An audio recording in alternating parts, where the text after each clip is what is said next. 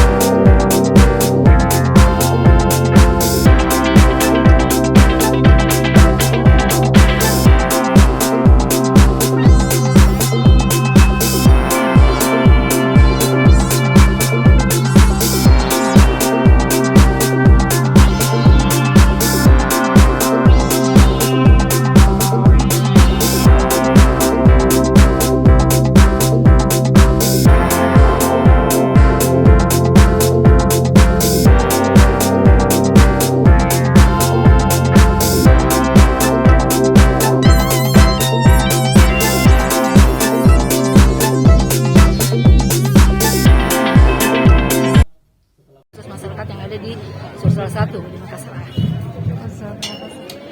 Suaranya Bu, kira-kira ada berapa yang bisa di Waktu periode pertama kami, suara kami itu kurang lebih 6.300, periode kedua 6.996, kurang lebih 7.000. Insya Allah target untuk maju di DPRD Provinsi kita bisa memaksimalkan di angka 20.000. Insya Allah. Ada strategi khusus Bu untuk meraih 20.000 suara?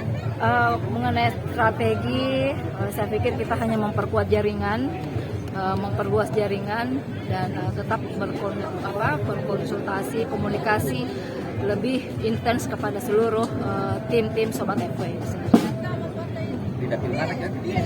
Dapil Makassar A, Sulsel 1.